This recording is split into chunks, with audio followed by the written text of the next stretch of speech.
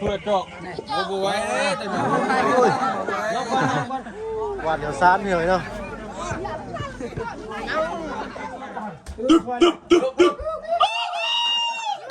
ไก่หันแน่ดิ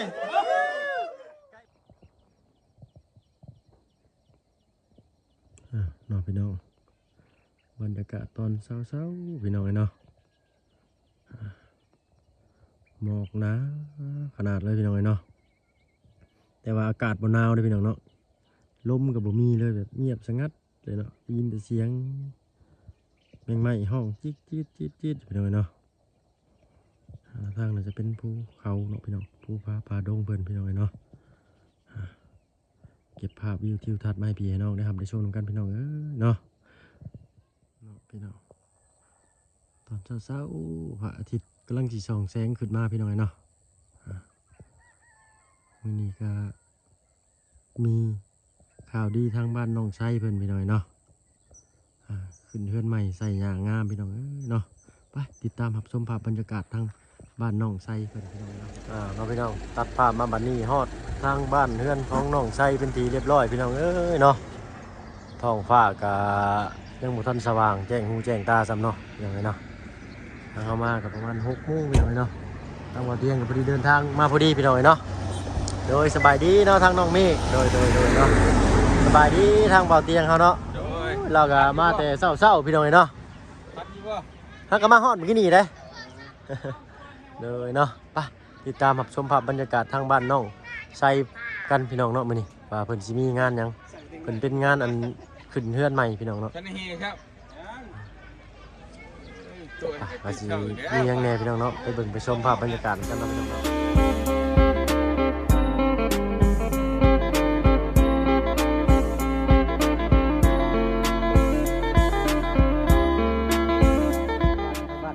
สบายดีน้องชายเนาะยังท่านได้แต่งตัวเธอได้ยังไงเนี่ย พี่น้องเบิ้งสุขคนเนาะมื้อนี้ผมพ่อกับน้องชายเนาะอยู่ที่บ้านยังอีละ อะไรน้อย บ้านอะไรน้อยพี่น้องเนาะเมืองเซโปนแขวงสวรรณเขตเนาะอยู่กับช่องบ่เพิ่งเคยละอีกคือเก่าพี่น้องเลยเนาะทีมงานกำลังไล่กันเข้ามาแล้วพี่น้องเนาะติดตามรับชมภาพบรรยากาศงานขึ้นเฮือนใหม่ทั้งบ้านน้องชายเพิ่นพี่น้องเนาะไปเบิ่งภาพกันเลยพี่น้องเนาะจ้าสบายดีจ้าเนาะวันพิเศษของเจ้าได้ล่ะเนาะพิเศษเด้ว่ะวันพิเศษของเจ้าเนาะไม่ได้โลได้ดิทีมงานเราก็เริ่มทยอยเข้ามาแล้วเนาะมีทางอันบุญบ้านป่าเลยก็ทางประธานป้องเพิ่นพี่น้องเนาะแล้วก็เบาไล่ไซลุยเพิ่นพี่น้องเนาะแล้วก็ทางเบาเตียงทองเพิ่นพี่น้องเนาะทางลุงจันทร์ก็มาพร้อมกันกับชามเคยพี่น้องเนาะ3 โมงเขายันนะเบาให้โอ้ยปุ๊ก3 โมงคือก็ตื่นแล้วเกินคาดเนาะมื้อนี้โดยเห็นเจ้าแต่เช้ามื้อนี้พี่น้องเอ้ยเนาะถือว่าเกินคาดขึ้นคาดไม้บ่คิดว่าเจ้าต้องมาหลังหมู่แล้วว่าคิดไว้นะปกตินี่ก็มาทันพักผ่อนรอบ9 โมงยังไม่ดีเด้อแม่นแม่แต่ต่อแกเพิ่นมาจี้ก้นมาอ้าวแม่นบ่นี่ว่พี่น้องเอ้ยเนาะบังเอิญก็เป็นนั่นอยู่แล้วเมื่อคืนนี่ก็นอน11 โมงครึ่งแต่เก่าบ่เคยนอนเมื่อเมื่อยเพียเลยนอนไปนี่ก็ตื่นได้ไปเบิ่งทางอันหลังบ้านเพิ่นพี่น้องเนาะเมื่อวานนี่เพิ่นว่าอันสิมีการอันแห่รอบบ้านแบบว่ามีไก่คันมีหยังอีกแบบดั้งเดิมพี่น้องเนาะเพิ่นบอกว่าสิเริ่มแต่6 โมงเนาะแต่ทางเฮามาก็6 โมงหน่อยๆเลยเนาะพี่น้องแต่ยังบ่ทันเริ่มอยู่พี่น้องเราสงสัยอันทาง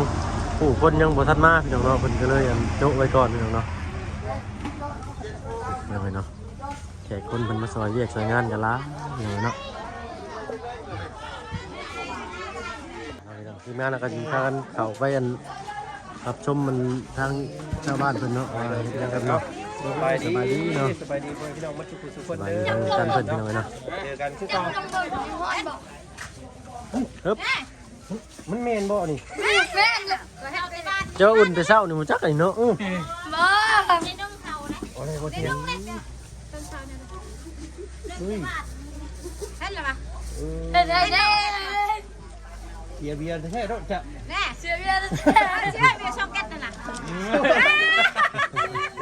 จืดแท้เนี่ยนี่เนาะ โอ้โนโอ้ยังอุ่นเด้อกับนิ่มนวลคือเก่า กะเพราเอาต้มน้ำหน่อยใช่ ยังอะไร กำลังซีเอเลยนี่แฮเลย สิเฮ้เลย นี่แหละ เอา ไป ที่เขาวนที่ก้อนเขา ไป มันจะได้กินไปแล้วเขา พี่เก็บมันเปลืองว่าเลยเนาะมันโค้งมึงนี่เป็น เดี๋ยว พ่อขาน้องเคย เฮ็ดเอ้ยลงใกล้แท้น่ะ มันสิโค้งแช่ง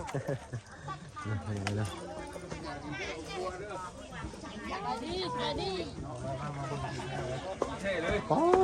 ตู้ทางนี่พี่น้องเนาะเป็นกะละมังเลยพี่น้องเนาะ ของแท้นี่ ของแท้ของจริงผมแล้วว่า3หมู่บ้านนี่ได้บ่เตียงเนาะ มันเห็นชำนวนงานดอง อันนั้นไหว้เขาน่ะ วิสกี้ปี40บ่ มันเบิดตัวหนึ่ง ปี90ได้เนาะ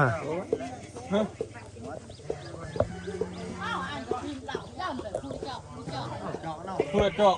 โอ้โหไว้แต่หนู โจ้ไว้ก่อนเนาะ เอาเลย อันได้เรียกงานกันว่ากั อั น นนี้ประเพณีมันจะสิเป็นนันยกยอมข้าวเนาะให้เรียกสวยงามให้ทางเอาแลนเรียกแลนงานเห็นหรือบ่น่ะเด้อเอาดักเอานี่มาเนาะโอ้อันนี้บ่หมอสูตรเฮ็ดแม่มือแรงนั่นนี่นะมือแรงเอ้าเฮ็ดเนาะอันนี้ได้แบ่งไปพันนะแม่เนาะพี่น้องเนาะ ไปแล้วค่อย ใช้ใบหนึ่งมาแบ่งเขาดิเอาใบได้ก็ได้ จับกล้องเลยเจ้าจับกล้องเลย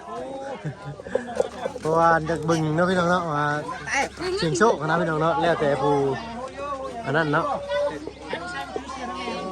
ผู้มักกาสิเอามาเบิ่งนี่ก็ซื้อพี่น้องเนาะ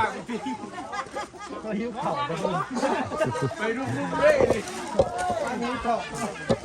กล้องสั่นเลยเด้อพี่น้องเนาะ เพิ่นเลยตั้งรักถ่ายอยู่เพิ่นก็ได้บ่ เฮ็ดเบิ่งเฮาสิจอบเอาอยู่นี่พี่น้องเนาะจักรอบเลย1รอบพี่น้องเนาะไปนี่วนมาฮอดนี่ก็รอบที่2พี่น้องเนาะเพิ่นบ่มีวิธีการเว้าหยังเลยบ่ห่านเบิ่งลัดทางอีกพี่น้องเอ้ยเนาะสามพี่น้องเนาะ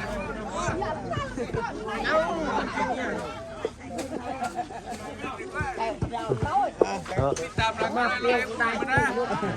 ไปพี่น้องเนาะสบายดีจ้าโอ้ยดุยเฮ็ดเอ้ยนี่เด้ตัวนี้นี่เห็นบ่บัชิมานกับมันในตั้งนี่เนาะตากล้องตาดีนำเด้เฮ้บ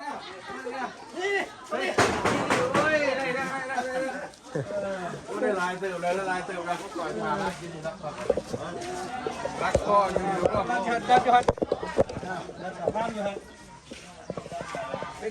เบิดเลยบ่บาดนี้ขึ้นรอบนี้รอบเดียวบ่ได้มาใบหนึ่งพี่น้อยเนาะได้กับคนก็มาแกะเบิ่งเอาเลขว่าแล้วแต่ว่าผู้อันชื่อ สบายดีเด้อพ่อตู้เด้อสบายดีเจ้าเนาะอึ๊บ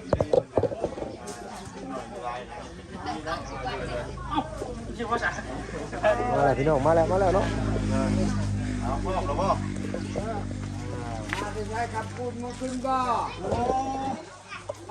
มันจะมีวิธีการเว้าของเพิ่นพี่น้องเนาะให้รับไปด้วยโดย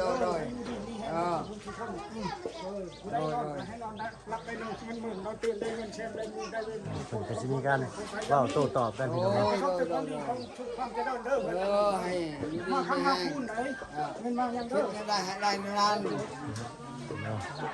เป็นประเพณีทางเพิ่นเนาะพี่น้องเนาะมีการล้างตาล้างตีนเพิ่นพี่น้องเนาะ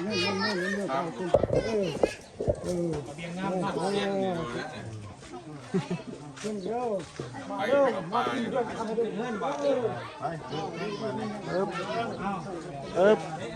เนาะมีเสื้อเนาะพี่น้องเนาะมีผ้าห่มหมอนมุ้งเนาะเสื้อสาดหมอนมุ้งแล้วแต่พี่น้องเนาะ บ้านเราเนี่ยยังไงกัน ไล่เก็บเงินดีเนาะ ได้เงิน500 อันนี้บ่ ต้องไปให้ว่าก ำลังว่าสิเอาผมให้เพิ่น ปีนก่อนน้อง กำลังดีบ่ เนี่ยยังเนี่ยยังกินตัด ร่างได้ที่บ่อยู่ เสียขึ้นแล้วได้เนาะ เราไม่ใช่ทุกใช่รองเท้ามันร่างดีด้วย ไปทางโคลุกด้วยทางนี้เด้อเนาะ จ้าเนาะอันนี้เป็นลุงทางน้องไส้เพิ่นพี่น้องเนาะเพิ่นเคยมาทา ร่าง ง นึ มัน ง จะ แล้ว คด เนาะ อุ้ย ประเพณี ได้ เนาะ ขึ้นยังไม่ล่างก็เลิกบ่ ต้องเกรงใจอ้ายเพิ่นผู้ล่างนี่เนาะบาดนี้เนาะพี่น้องเอ้ย ใครอยู่ห้องเช็คเตะ เอาได้ล่างเลยมากิน เราพึ่งดิ เนาะ ถอดเกือบก่อนสิ เด้อ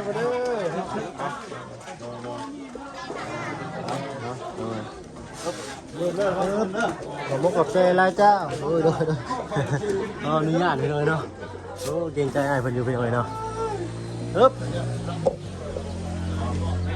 เบิ่งทางกันตั้งแต่แล้วมานี่บ่เพิ่นเคยลากบ่ได้พาพี่พาน้องเขามาเบิ่งมาชมจ้าเถื่อพี่น้องเนาะขึ้นมาแต่ตอนยังเป็นอันหูพางเป็นขึ้นโค้งอยู่พี่น้อง ชวดบ่วันนี้ชวด ทีมงานเฮาก็ยังบ่ทันมาครบได้กี่ปี ถ้าเขาก้อนจะชวนก้อนจะพางานมาจะงานมา ชวดคนครึ่งนึงบ่บ่ กัดส่วนครึ่งหนึงอีกเนาะ ถ้าเป็นครึ่งเนาะไปถ่ายทีมงานมาเบิดกับชวดอีกครึ่งนึง โดยเนาะ หมูพามนี่เนาะจวดใส่หมูพามกับบ่ตั้งบ่เตือนกันเลยไปรุ่มๆเลยแล้วระบบขั้นตอนเลยมิตรว่าเขียนเลยเขียนนั่นจะสูตรบ่ ยืดยาวเลยนุ่ม ถ้าเอานี่ก็ได้คู่แข่งมาได้คนกับคนเอาชีวิตถาคนนั้นคนนี้ก็แพงได้คนนั้น ว่าประกันเป็น จะประมาณนี้ก็ลง อย่าง เยอะก็ฮอดมุ้งก็เฮ็ดแล้วแหละแต่ว่าขึ้นไปเดี๋ยวพี่ว่าขั้นตอนต่อไปเฮ็ดแบบใดนะ แค่เนี่ยเขาแห้ง เราเพิ่นก็โอ้ย ยาว น้ นุ่ อย ม พี่ ไป น้อง เล เนาะ ยอย่างนี้ แค่เราอันนั้นเอาขนาดคน บ่ได้มีนอนไก่ขันบ่อยู่พี่ โอ้ยรักน้องนั่นแหละธรรมดา วันออกมาแล้วพี่น้องเนาะ ของคันให้ก็ได้นะมา ว่าให้ว่าจานคันให้ก็ได้ เอ้าไก่ที่ ไก่ ไหน ไข่พนก ทางลงน้ำมาแล้ว ไก่ที่ไข่พนก โอ้ทางลงน้ำมาเลยเนาะไปจ้าเนาะ คนลงน้ำเขาไปเอาเคย สองคนเลยเนาะ ก่อนมา สองคนน่ะนอน แม่น เอาน้องเจ้า ฮะ ไปนอนสองคนขันคน คนหนึ่ง คนนึง ไปแล้วไปแล้ว ไปเห็นแล้วนอนได้อยู่คนมักน น้ อ อง น น้ำเพิ่นก็มาห่วงงานนำเนาะพี่น้อง เป็น เนาะ คนนี่บ่เต็มอิ่มอยู่ ตั้งแต่อันเฮือนนั้นฮักแล้วนี่ยังบ่ทันมาอยู่เพิ่นว่าเนาะพี่น้องทางน้องน้ำนี่นะ อะไรอยู่น้องใส่หมวกกันเนาะ บ้านน้องน้ำก็สิสไตล์นี้เด้อพี่น้องเนาะแต่ว่าสิ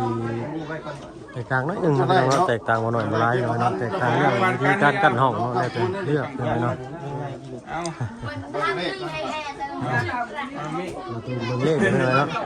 อันนี้เอาไว้พี่น้องทำมาไล่เพิ่นเนาะ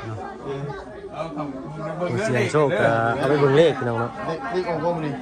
แล้วมันน้องซุกได้มื้อนี้ จัดใส่หน่อยนี่เต็มที่ก็ จะประโยชน์ เอามาเบิ่งไก่คันด้วยกันบ่า ใส่นะโอ้ คนนอนแต่ว่า ไก่ที่หาได้คนนอนเนี่ยมีแต่นอนอยู่ ไปสินอนไหน เอาอันนี้แต่สอง ขอ ค โท น ษ นะ เด้อเจ้าเด้ออาบน้ำอาบตานี่เนาะพี่น้องเดี๋ยวเบิ่งทางในเฮือนเพิ่นเด้อเนาะมันมืดเลยเด้อพี่น้อง ใส่คันไหน ก้อนไก่พันนี้เถอะ เป็นพิธีเพิ่นเนาะ เขาแต่เก่า เห็นนอนแล้ว รับชื่อได้บ่ได้รับเลยได้หั่น แต่เก่าคือพามบ่นอนบ่อันนี้เจ้าของเพื่อนเลย เจ้าของเพื่อนแล้วเนาะเจ้าของเพื่อนไหน โดยเนาะ ตื่นซอยหันตื่นซอย ไก่คันแดงเด้อดิไก่ผู้ใหญ่พี่น้องเอ้ยเนาะ ไ ให้ข้อยาวก่อน เราคำเด้อ โดย เขาคุกพ่อมาเงินเขาต้องดูดี เด้อนะเป็นนั่นน้องเพิ่นพี่น้องเนาะได้นี่เพิ่นเพิ่นนี่เด้อพี่น้องเนาะ กูขับรถจนกูตื่นกูนะเกือบลงคลอง นี่ผู้คัดนี่ ไก่นี่นะ นี่ของไผ่คนนี้ บ่าวบุญกันบ่าวบุญบ้านป่าเพิ่นก็คันเป็นไก่ป่าเนาะพี่น้องเนาะ เป็นบ้าโมเมนต์นี่นะ มันต้องแยกบ่หมอสูตรเพิ่นออกมาเนาะพี่น้องทำพิธีเพิ่นต่ออีกเนาะ นี่ให้มันทำแล้วกัน ตื่นแล้วเจ้าของเฮือนบัดนี้ เอาเฮ้ย ก่อนเงินเดือนคำนะ เดียวไปได้ มาหา ก่อน เราเดือน แต่เก่าก็หลายบาทเนาะโอ้ยเขาเก็บบาทเลยแต่เก่าไรแต่เป็นบาทนึงเนี่ยซีอิวกีตาร์แต่เขาอ่ะ อันนี้รุ่นแบบภาพบุ๊กเอาเลยลุกไก่ของที่ ไก่โจนปูไก่ลูกกระเสา กัดนี่เนาะ ลูกก็ลูกเด้อ เป็นบาทที่คน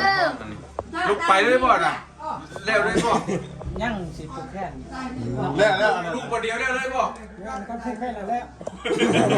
พูดเลย เอายังบ่เอาตัวนี้บ่ ใช่ใช่ ตัวจะพูดกลัวทั้งคืน เดี๋ยวว่าเห็น อยู่บ่นะฮะ อันนี้ลวกตัวดูนะ อยู่บนโต๊ะเฮานั่นนะครับ และดีและปูจะฟังปูนาน เอาง่ายคนยังมาบอกเพื่อนเนาะ แม่ เห็นตัดตอนตามเลิกยาม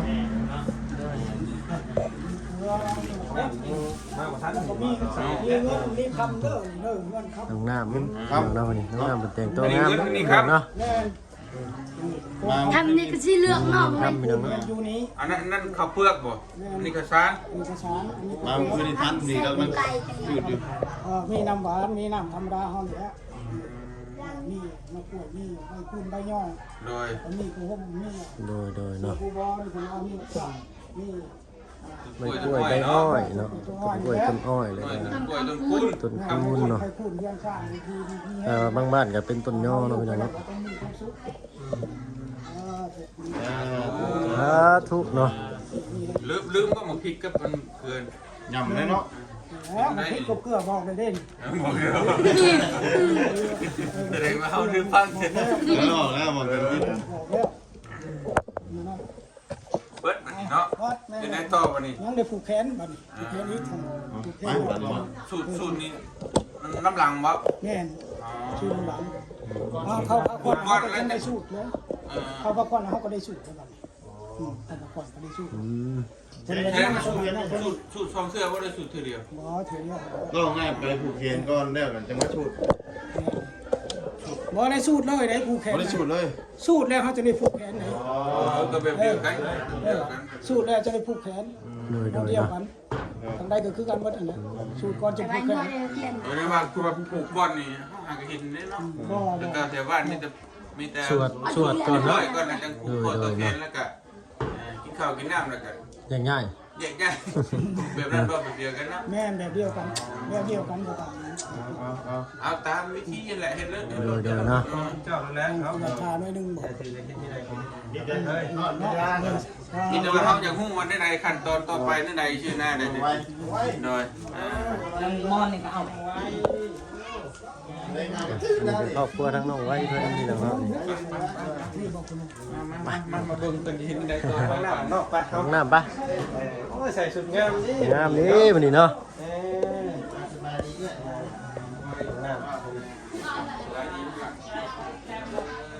น้องน้ำบรรดาได้มาร่วมงานเนาะพิธีมงคลเนาะทางบ้านน้องชายเพิ่นพี่น้องเนาะ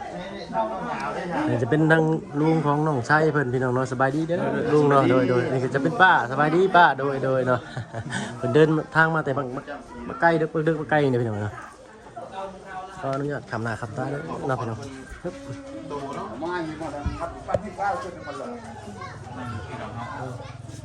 จีเจตัวนี้นะครับคือชิ้นงานนึงห้องออกเชฟถามไปต่อคืนนี้อยากกินข้าว เจ้าคือบ่ถามคอย เชฟถามอยู่ แม่นบ่โอ้ยตายเลย ยืมต่อห้องเจาะอยู่ เอาออกแม่มันระเบิดนะมันแตกเองเลยฮะมันตั้งเวลาไว้นั่นน่ะ เนาะเนาะ ตัวต่างหากมันจะโอ้ย ตัวออดภาพบาดนี่พี่น้องเนาะมาเบิ่งวิธีการสูบซอยของเพิ่นพี่น้องเสียงคอยเด้อพี่น้องเราทางมาเพิ่งท่านมีไม้พี่น้องเนาะขอไปน้ำลายๆเนาะจันลาวงานได้เข้ามาพี่น้องสบายดีจ้าจันลาวเนาะ มาปงให้ไว้ เห็นอยู่เนาะเห็นอยู่โดย ใช่ไงกันเอง สบายดีน้องไว้โดยสบายดีเนาะมาได้จักมื้อเลยล่ะ6-7 มื้อแล้วเนาะมาแสดงความยินดีทางบ้านน้องชายเพิ่นพี่น้องเนาะโดยเนาะไปทางเฮาก็สิเบิ่งพิธีกันก่อนเนาะเพิ่นเนาะเดี๋ยวมีโอกาสปานามันได้สิเป็น จนบุญไหน จับทางน้องเพิ่นพี่น้องเนาะ ไอ้แหวนไหนที่มานั่งเล่นเก่งงาม สบายดี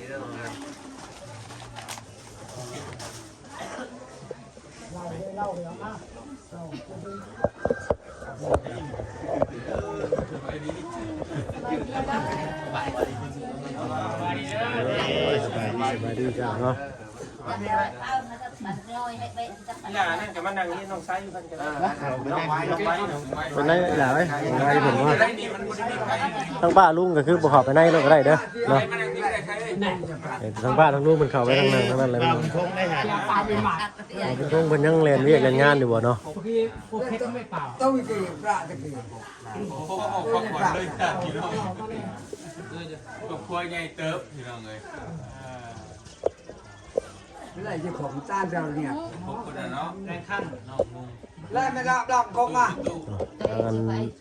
ทางบ้านมันก็แต่งขันห้านะรอหลักเลยเนาะ แต่งงานใหม่ น้องน้ำก็มานั่งกระเบียบเพียบพร้อมรอถามเนาะ อย่างเนาะ คนยางก่อน พี่ เพราะเห็นได้แต่ว่านี่ยังบ่เงียบ สิริมงคลพี่น้องเนาะ เที่ยวมันดีใช่ไหม เอาใส่ในตลอดเลยไม่ได้บ่ให้มันเป็นอย่างถ้าไปใส่อีกได้ก็ได้เนาะได้ 8 ปีแล้ว แบบ เปลี่ นี้ ยน เอาอะไรเพื่อนเบียร์ฉัก ลูกชาวคอย เพื่อนฉัก แรกมันก็ใหญ่แต่นักไม่ ตัวนี้เนี่ยน้องนูสักไหมเพื่อนสัก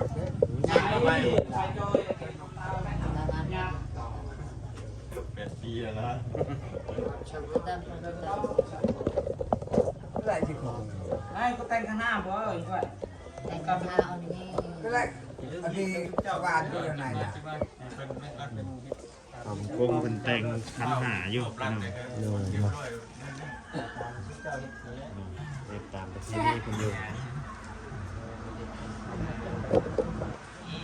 cái cầm cái này ไม่อันนี้เลย เล่ากันมันเล่าเนี่ยกระดุมที่ใส่จอกก็ได้ใส่จอกก็ได้ ra tiên tôi nhìn mình làm ไม่อาจารย์ ตุยไหมตุยยี่ไหม tôi là bạc อยู่กันยังให้จอกยาให้ยังมีก็ชูเจ้า พ่อจะยอมเนาะเยอะมาก เอาระบาวให้ น้องพี่น้องสิมีวิธีการแน่ๆก็ติดตามรับชมภาพบรรยากาศเพิ่นกันอีกหน่อยพี่น้องเนาะ นี่ ปีนี้ใช้หลายได้หลาย เอาใช้คน มันจะค่อยได้10 ล้าน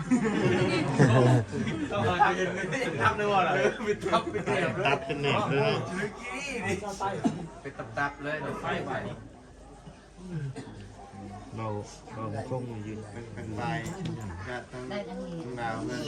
บ่บุญคงต้องไปทางน้องไส้บ่เนาะ อันนี้ไปนี่อันนี้ไปนี่ เลยเนาะแล้วเขาทั้งขังน้องไส้เพิ่นพี่น้องเนาะ ยังไปบ่ดีกันบัด แขนปัญหากันรู้ปัญหาไปเอาอะไรกูวะ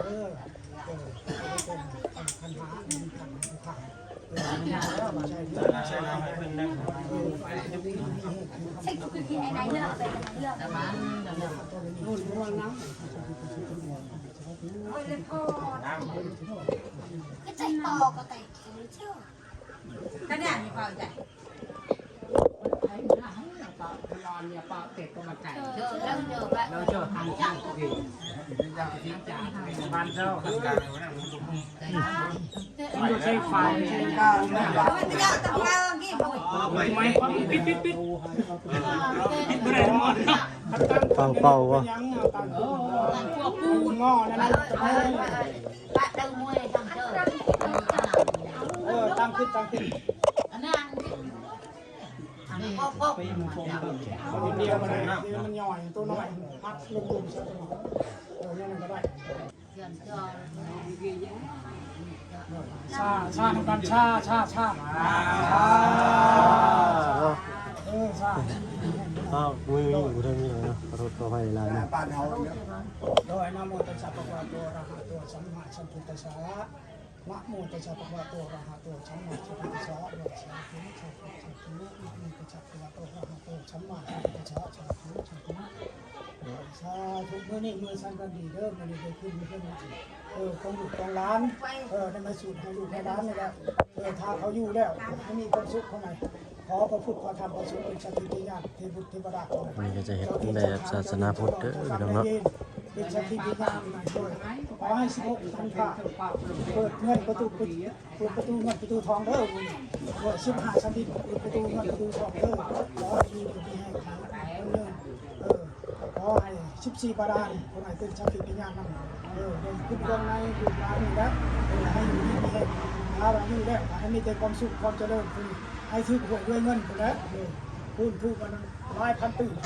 มันจะไหนจะมีต่อไปเด้อหมดทุกหมดอย่างหมดเป็นหมดกลับหมดเกาะหมดเป็นแต่นี่ต่อไปลูกหลานเมื่อทุกคนนั่นแหละเพิ่นพูดทุกคนนำกันในใดเพิ่นก็เฮ็ดยังทำยังก็ให้ได้ดับได้ดีเด้อชาชุบุญคุณเพิ่นมีทำนำไหลเข้ามาสาธุบุญคุณเด้อขอพระพุทธเพิ่นพระธรรมเพิ่นฉันที่ประตูเงินประตูทอง14บาทเพิ่นเอาเงินคำต้นเดียวให้ลำไหลเข้ามาอยู่แล้วมีความสุขอยู่แล้วมีความสุขความเจริญอยู่แล้วบ่มีทุกข์บ่มีเจ็บบ่มีเป็นอยู่แล้วเงินคำกำแก้วให้ลำไรเข้ามา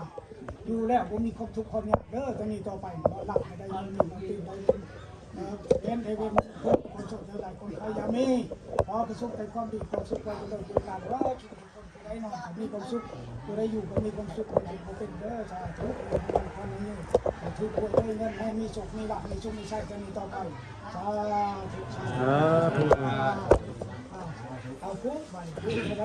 เนี่ยหรือว่าวัน hai bay ไปจอดรวมกันบ้านเนี่ย เอาปุ๊บไป ให้จะอ่านดูนี่งานทำงาน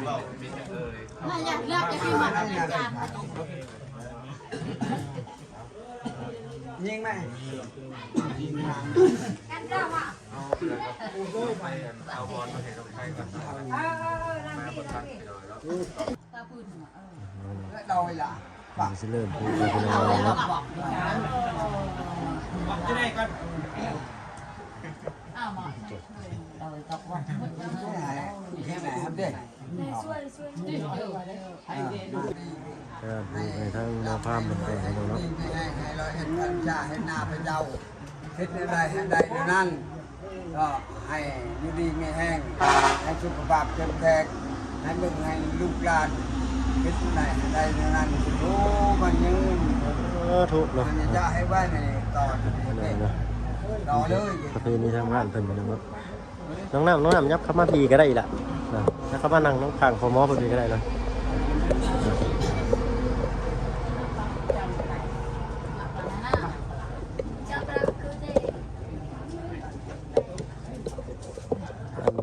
ไป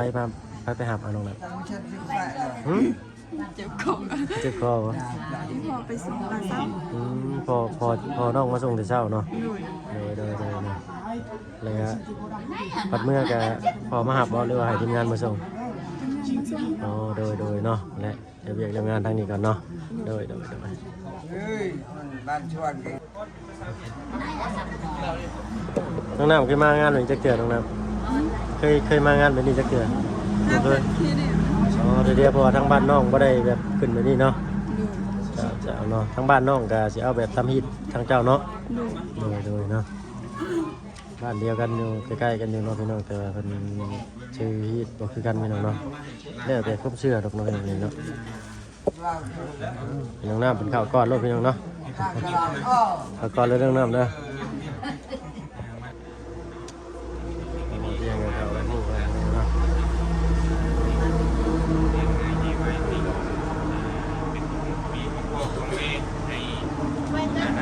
เองเด้อ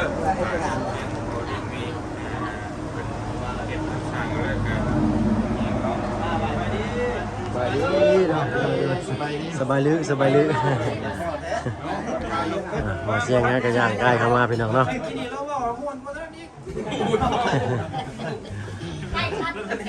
ชมภาพบรรยากาศอีกพี่น้องเนาะ แต่ว่าน้ำใจให้อยู่ดีมีแห้งคิดอะไรจังนั้นมือนี้นะแม่นวันชุกให้สนุกให้สบายหาเงินคำให้ได้ง่ายซึกเล็กซึกเบอร์ให้มันคงขนมแก่นให้มันยืนลูกหลานเลยสู้ ถูกเนาะเอาประตูมาผูกแขนหน่อยพี่น้องเลยเนาะผมขอบใจคนในไลน์พี่น้องเนาะทางมุมจันทร์เนาะ เมื่อออกที่ชิโร่เร็วชิโร่มาทีหลังแต่ผูกกำลังเอาแหละมาสักผูกพ่อผูกเป็นพ่อผูกเป็นสลักสแลงก้อนเนาะในเฮยับเอาเนาะให้คนนี้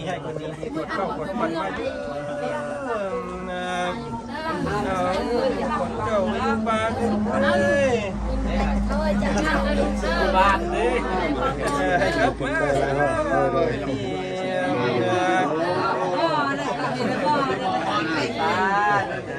เจอแล้วจ้ะเนาะทางลูกน้องชายก็ได้ผูกแขนหน่อยทางทีมงานเราพี่น้องเนาะ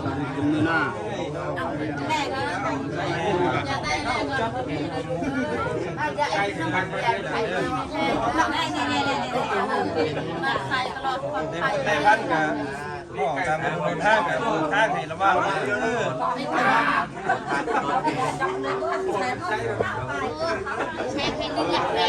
ขึ้นอยู่เด้อพี่น้องเนาะแล้วเนาะ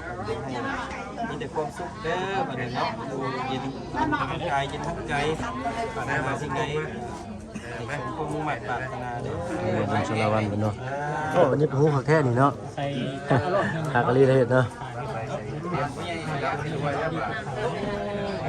ใจดีได้เนาะไก่จานสบายใจมากดีเค้ก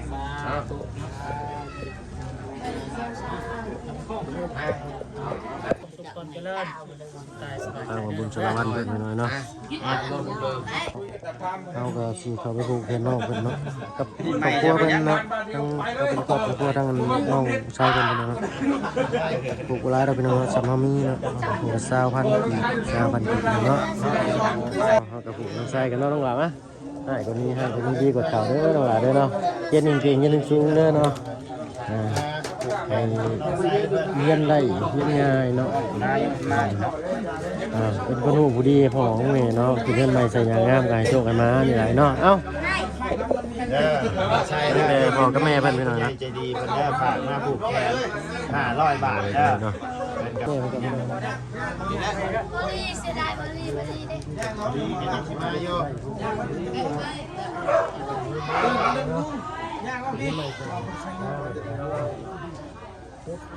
ผู้ใหญ่ที่เก่าคักเอาได้ใช่บอกเจ้าสิบอกเอาแขนหลังนี่นะใช่แล้วผู้ใหญ่แล้วมาผูกข้างคอเพิ่นมาเนาะ ใส่ดีมีบ้างเนาะมา200จะมีแล้วเป็นเงินใหม่ใช่ไหมก็อยู่อยู่เย็นเป็นสุขแล้วมันจะมีแห้งเนาะโอ้ยมาคือเก่ามาแห้งคือเก่าเนาะ มาให้เนาะวันนี้เนาะมาบุญคง ก็ฉันเป็นมาสิมา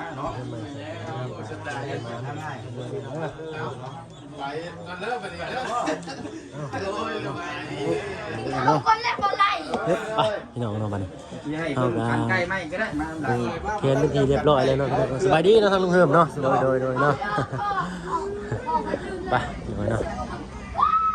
ปึ๊บเนาะตัดผ้ามาทางนี้ก็ใส่กันโลดพี่น้องเนาะ ใส่กันทางขึ้นเลยเนาะน้ำเต้าปูปลาพี่น้อยเนาะสำหรับที่นี่ก็โอ้ยยังไรพี่น้อยเนาะมาแสดงความยินดีทั้งเพื่อนน้องไส้เพิ่นพี่น้อยเนาะเป็นพิธีขึ้นบ้านใหม่ใส่หญ้างามพี่น้อยเนาะแต่ดึกๆเช้าๆพี่น้อยเนาะ6 โมงยังหอด7 โมงซ้ำนี่กันเนาะพี่น้อยเนาะทางเฮากะสิขอตัวลาไปก่อนพี่น้อยเนาะพอกันคลิปหน้าคลิปนี้ลาแล้วพี่น้องเนาะเอาเป็นว่าสบายดีพี่น้องเนาะพร้อมกับบรรยากาศฟ้าครึ้มๆพี่น้องเนาะ